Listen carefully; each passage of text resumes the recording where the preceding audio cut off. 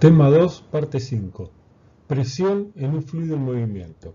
Hasta el tema anterior habíamos visto tanto sea sistema cerrado como sistema abierto cuando el fluido estaba en reposo. Ahora vamos a abrir el hidrante de la red de incendio y por lo tanto ya el agua no va a estar en reposo sino va a estar en movimiento. Esto hace que algunas variables cambien y aparezcan otras cosas como vamos a ver a continuación.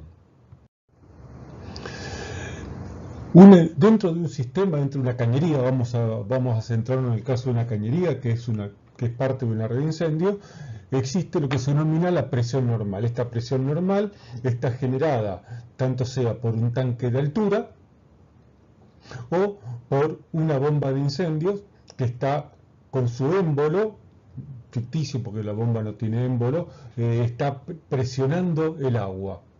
La presión normal es la que hace que el globo se infle, que la cañería tienda a dilatarse y es la que normalmente decimos que ejerce presión sobre la instalación.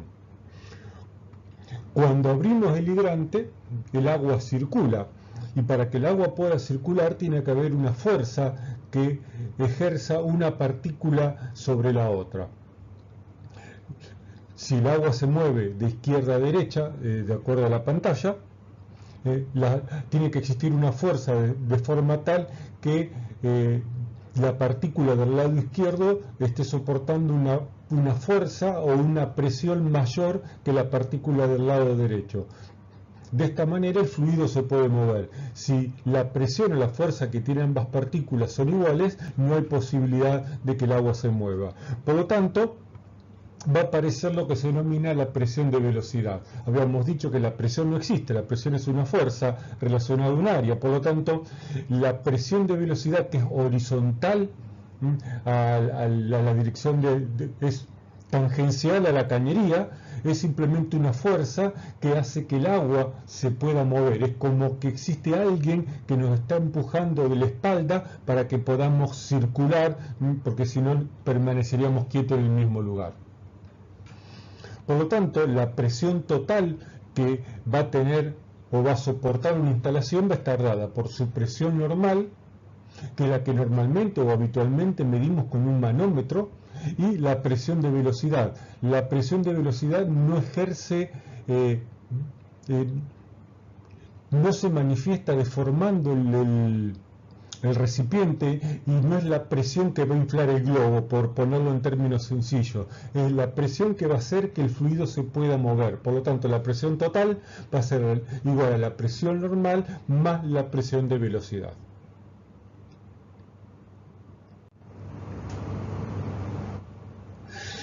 Algo interesante para poder analizar en una red de incendio y relacionar también este tema con la ley de continuidad es cómo varía la presión o cómo varían las presiones con el cambio de diámetro de una tubería. Acá tenemos una cañería que tiene una reducción entre un caudal 1 que va a ser igual por ley de continuidad al caudal 2 que sale, y como hemos visto la velocidad en la sección menor va a ser mayor a la velocidad en la sección 1. En esta cañería el agua está circulando, por lo tanto aparece una presión normal y una presión de velocidad.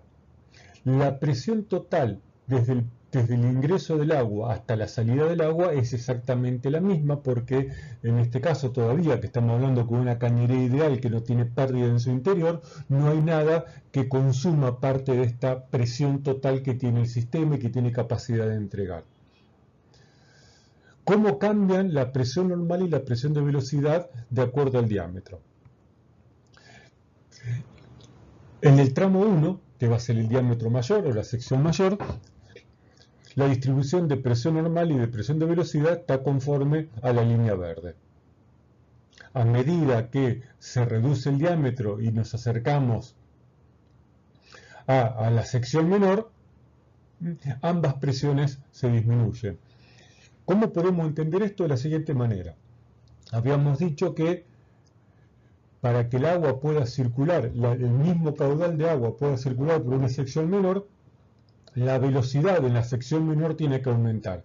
Si aumenta la velocidad, va a aumentar la presión de velocidad. Por eso es que estamos observando en el gráfico que la presión de velocidad 2 es mayor a la presión de velocidad 1, producto de que hay un aumento de velocidad. Ahora, la pregunta es de dónde saca el agua energía para aumentar su velocidad, dónde está el acelerador del agua para poder aumentar su velocidad.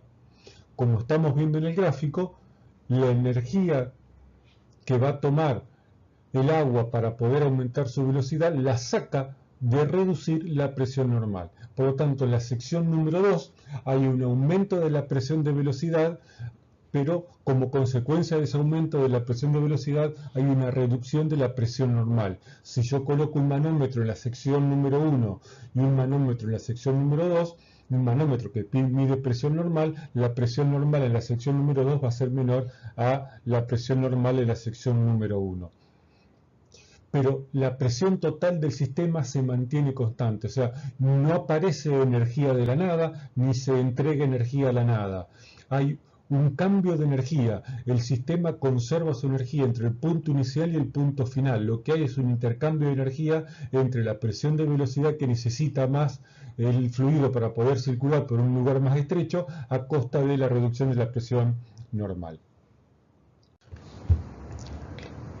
Repasemos la fórmula de la presión normal.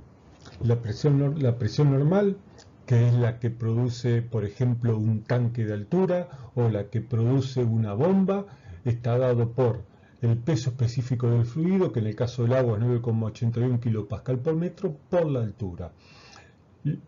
La bomba genera una altura virtual, mientras que el tanque genera una presión debido a su altura real, o sea, el piso la diferencia de altura desde el piso a la base del tanque. Una bomba de incendio, por ejemplo, genera una altura ideal.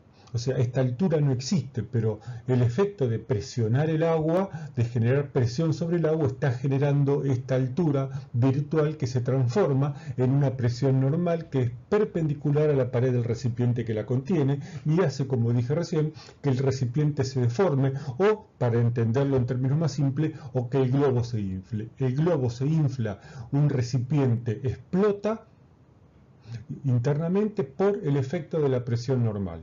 Y la presión normal está dado por la altura real que genera, por ejemplo, un tanque de altura o por esta altura virtual que genera una bomba al comprimir un fluido. La presión de velocidad, no vamos a entrar en deducciones ni en teorías, pero la presión de velocidad está dado por, en su fórmula más simple, 1/2 de la velocidad al cuadrado, de la fórmula más conocida. O si queremos transformar en cañerías circulares, tubulares, la fórmula de la presión de velocidad está dado estar en relación con el caudal que circula por la cañería y el diámetro de la cañería. Pero lo que está claro es que la presión de velocidad depende de la velocidad a que circula el fluido por la cañería. Si el fluido está quieto, la presión de velocidad desaparece y nos quedamos con el sistema que vimos hasta recién, que es un sistema de fluido en reposo donde solamente existe la presión normal. La presión total, por consiguiente, va a ser la presión normal, que va a depender de la altura del fluido, que puede ser una altura real o una altura no ficticia, ideal, generada por una bomba, más la presión de velocidad o presión dinámica, que va a depender de la velocidad a la que circula el fluido. Por ahora terminamos con el tema formulerío y más adelante aplicaremos esta idea nuevamente cuando veamos el teorema de Bernoulli y construyamos la curva de la instalación.